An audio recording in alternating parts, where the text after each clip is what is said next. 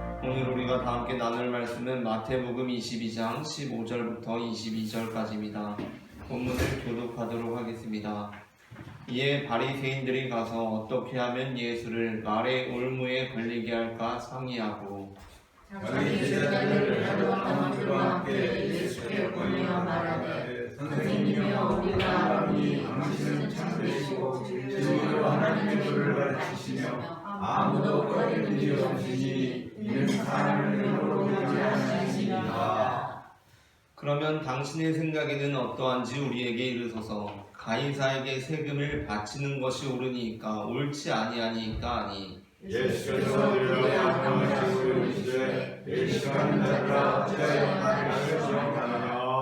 세금 낼 돈을 내게 보이라 하시니 데나리온 하나를 가져왔거늘. 예수께서 말씀하시되 이 형상과 이 글이 누구의 것이냐. 이르되 가이사의 것이니이다. 이에 이르시되 그런즉 가이사의 것은 가이사에게 하나님의 것은 하나님께 바치라 하시니 그들이 이 말씀을 듣고 놀라울라 되어 예수를 떠나가니라. 아멘. 이 시간 예배의 자리 가운데 나오신 모든 성도님들을 환영하고 축복합니다. 오늘 우리는 앞서 읽은 마태복음 22장 15절부터 22절까지의 본문으로 하나님의 것이라는 제목의 말씀을 나누려고 합니다. 전해지는 말씀 가운데 하나님의 은혜가 있으시기를 바랍니다. 오늘 본문에서 예수님께서는 바리새인들의 제자들과 또 헤롯 당원들로부터 질문을 받으십니다. 그 질문은 바로 세금을 내는 것이 옳은지 아니면 내는 것이 옳지 않은지에 대한 질문이었습니다. 그리고 이 질문에 대한 대답으로서 예수님께서는 그 세금을 낼 돈에 누구의 말과 누구의 얼굴, 누구의 형상이 그려져 있느냐라고 질문하시고 그 대답으로서 가이사의 것입니다 라는 말을 들으시자 예수님께서는 그렇다면 가이사의 것은 가이사에게 하나님의 것은 하나님께 드리라 라고 말씀하십니다. 그래서 이 말씀을 듣고 어떠한 사람들은 예수님께서 분명히 가이사의 것을 가이사에게 드리라고 했다라고 그렇게 주장하기도 합니다. 여기에서 가이사의 것이란 세상의 권력을 잡은 시저, 그 세상의 정치 구조, 시스템을 의미합니다. 그렇다면 이와 대비되는 하나님의 것이란 무엇입니까? 하나님께서 이 땅을 다스리시는 통치 방식, 하나님의 권위를 의미합니다. 그런데 예수님께서 분명히 가이사의 것을 가이사에게 주라 라고 말씀을 하셨으니 우리는 예수님의 말씀에 따라 이 세상의 권위를 우리 역시 따르고 우리 역시 그 명령에 복종해야 한다. 그 권위를 인정해야 한다 라고 이해하는 것입니다.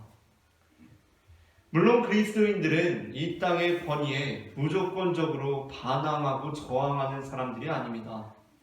우리는 이 땅의 모든 질서를 운행하시는 하나님을 믿고 신뢰하기 때문에 하나님께서 세워주신 권위로 알고 그 말에 복종하고 그 권위를 따릅니다. 그러나 또한 예수님께서 우리에게 보여주신 것이란 어떠한 것입니까? 예수님께서는 당시 로마의 권력 그리고 당시 종교 지도 권력이 하나님의 뜻에 떠난 것을 아셨을 때 예수님께서는 분명한 하나님의 말씀을 선포하시고 그로 인하여 십자가에 달려 죽기까지 하셨습니다. 예수님께서는 우리에게 가이사의 것을 가이사에게 주라 라고 말씀하심으로써 이 땅의 권력, 이 땅의 시스템에 무조건적으로 복종하고 그 뜻에 따르는 삶을 살아라 라고 말씀하신 것이 아닙니다. 무조건 세금을 내라, 그 뜻에 동참하라 라고 말씀하신 것이 아닙니다. 그리스도인들은 이 땅 가운데 하나님의 나라를 이루는 자들입니다. 그러므로 이 땅의 정치 권력이 하나님의 뜻에 합당할 때 우리는 분명히 그 뜻에 따릅니다. 그러나 그것이 하나님의 뜻과 맞지 않을 때 우리는 그것에 대하여 하나님의 말씀을 선포하는 자들이 되어야 한다는 것입니다. 그러므로 예수님께서 가이사의 것은 가이사에게 하나님의 것은 하나님께 드리라라고 하셨을 때 예수님께서는 지금 세금을 내라, 세금을 내지 말아라 라고 말씀하신 것이 아닙니다. 우리는 이 본문을 시작하면서 이렇게 읽었습니다. 15절의 말씀에서 바리새인들이 지금 예수님께 왜 이 질문을 하고 있습니까? 바로 말의 올무에 걸리게 하려고 이 질문을 하고 있습니다. 세금을 내는 것이 옳습니까? 내지 않는 것이 옳습니까? 라는 이 질문은 예수님을 올무에 걸고자 하는 말씀입니다. 이에 대해서 예수님께서 세금을 내는 것이 옳다라고 한다면 지금 바리새인들의 제자들이 예수님께 찾아왔는데 이들에게 예수님을 걸 올무를 주는 것입니다.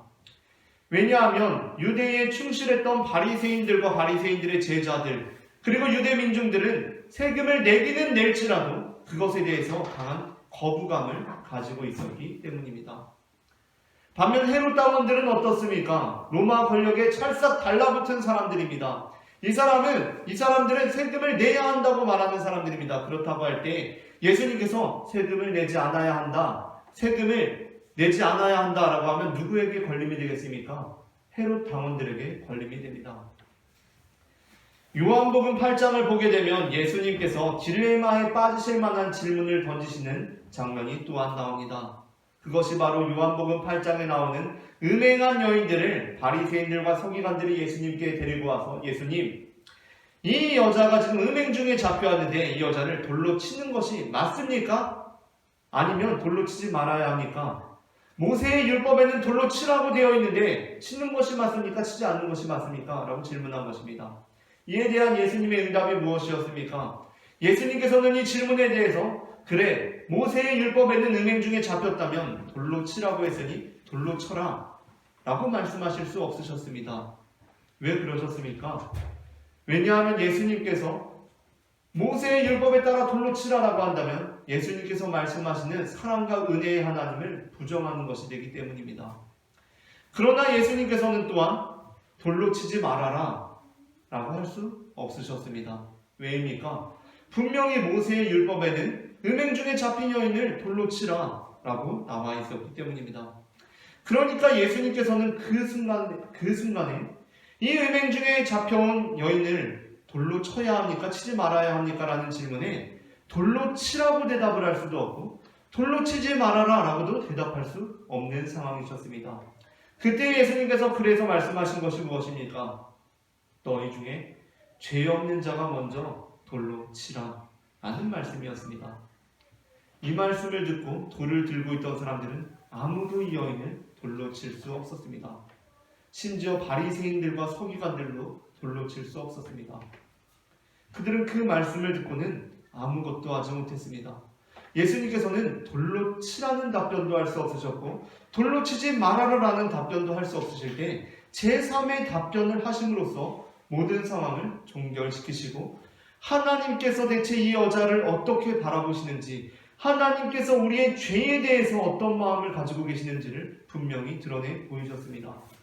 오늘 본문에서 역시 마찬가지입니다. 많은 사람들이 이 본문을 읽고는 예수님께서 가이사의 것은 가이사에게 주라고 하셨으니까 세금을 내라고 말씀하시는구나 라고 이해합니다. 그러나 예수님께서는 세금을 내라고 이 말씀을 하신 것이 아닙니다. 세금을 내라고 말씀하셨다면 예수님께서는 올무에 걸린 꼴이 되십니다.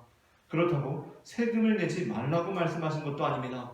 예수님께서는 너희 중에 죄 없는 자가 이 여자를 돌로 치라라고 말씀하신 것처럼 제3의 답변을 주십니다. 그것이 바로 가이사의 것은 가이사에게 그리고 하나님의 것은 하나님께 바치라 라는 말씀이었습니다. 그렇다면 이 말씀을 들었을 때 바리새인들과 헤롯 당원들은 이 말씀을 듣고 어떤 느낌을 받았을 것 같습니까? 예수님께서 세금을 내라고 하시는구나 라는 마음이 들었겠습니까? 그렇지 않았을 것입니다.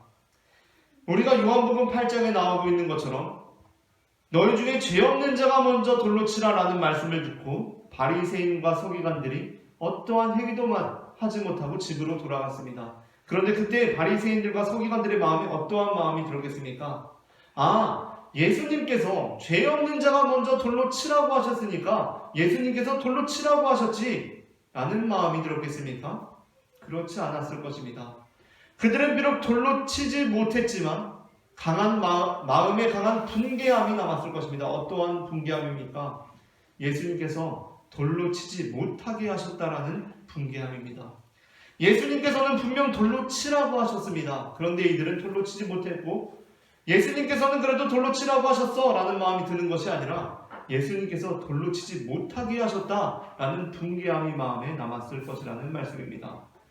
오늘 본문에서 역시 마찬가지입니다. 예수님께서는 가이사의 것은 가이사에게 주고 하나님의 것은 하나님께 바치라라고 말씀을 하셨을 때, 바리새인들과 바리새인들의 제자들 그리고 헤롯 당원들은 당장 예수님의 대답에 대해서 어떠한 항변도 내놓지 못했지만 그 후에 그들의 마음에 이러한 생각이 들었을 것입니다.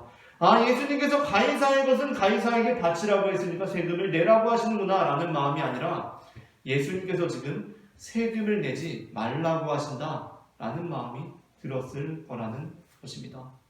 그렇기 때문에 누가복음 23장 1절부터 2절에서는 예수님을 십자가에 매달라고 유대 민중들이 그렇게 예수님을 십자가에 매달라고 그렇게 소리치면서 근거로 내세웠던 것이 바로 예수라는 자가 자기 스스로를 하나님의 아들 그리스도라고 그렇게 선포하면서 가이사에게 세금을 내지 말라고 종용하고 있습니다 라고 누가복음 23장 1절부터 2절에서는 그렇게 말씀을 전해주고 있습니다. 그러니까 예수님의 이 말씀, 예수님의 평소의 메시지가 유대 민중들에게 어떻게 들렸다는 말씀입니까? 가이사의 것은 가이사에게 주라 라고 하셨다고 해서 아, 예수님께서 세금을 내라고 하시는구나 라고 받아들여진 것이 아니라 예수님께서는 가이사에게 세금을 내지 말라고 말씀하시는 분이라고 여겨졌다는 것입니다. 그렇다면 오늘 예수님께서 가이사의 것은 가이사에게, 하나님의 것은 하나님께 바치라는 것이 우리에게 어떠한 의미가 있는 말씀이겠습니까?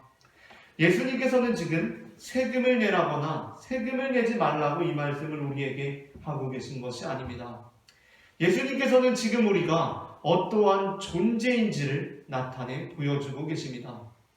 창세기 1장부터 3장에는 인간에 대한 기본적인 이해 두 가지가 우리에게 나타나고 있습니다. 그중 한 가지가 창세기 3장에 나옵니다. 그것은 무엇입니까? 인간은 선과 악을 알게 하는 열매를 따먹고 그 열매를 범함으로 죄인된 존재라는 것입니다. 그 죄인된 존재, 그 존재를 향한 하나님의 말씀이 바로 요한복음 8장에 나와 있는 말씀입니다. 그렇다면 하나님께서는 그 죄인된 존재를 어떻게 하신다는 것입니까? 모든 사람들이 율법에 따라서 그 죄인된 존재를 돌로 치려고 할 때 예수님께서는 너희 중에 죄 없는 자가 먼저 돌로 치라 라고 말씀을 하시고 나 역시도 너를 정죄하지 않겠다 라고 말씀하심으로써 창세기 3장에 나타나는 그 죄인들을 향한 하나님의 마음을 나타내 보여주셨습니다.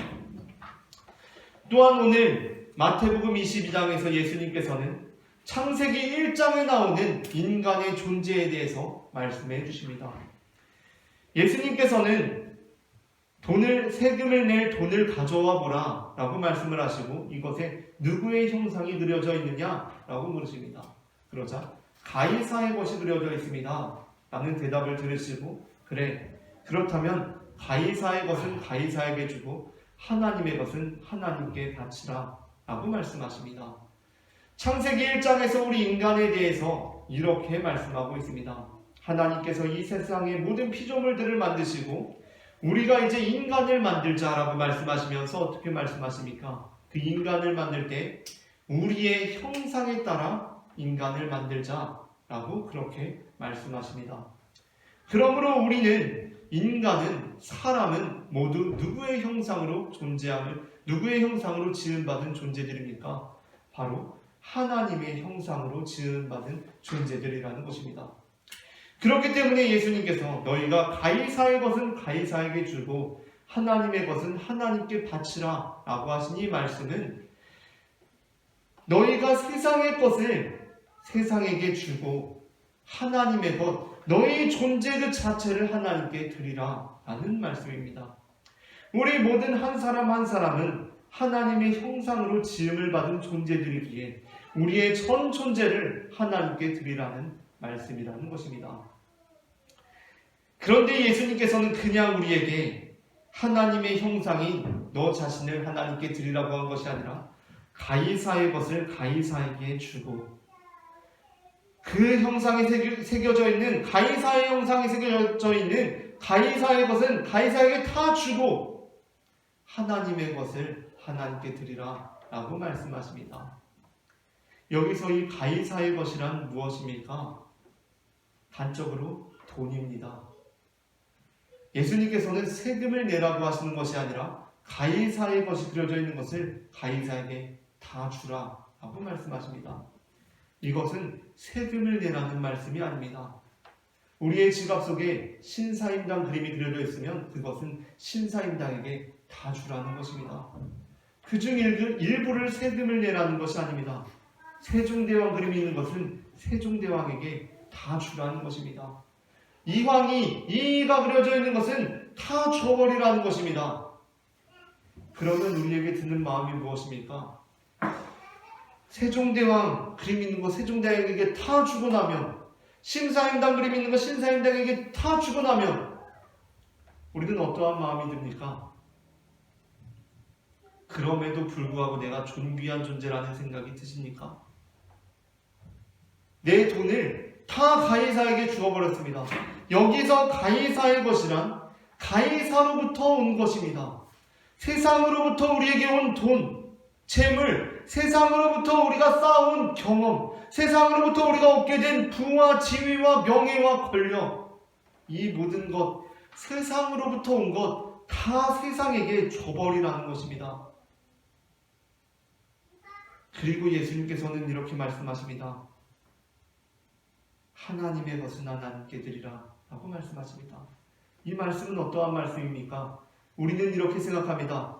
내가 가진 돈이 나를 지탱해주고 있다고 생각합니다. 내가 가지고 있는 명예가 나를 치장해주고 있다고 생각합니다.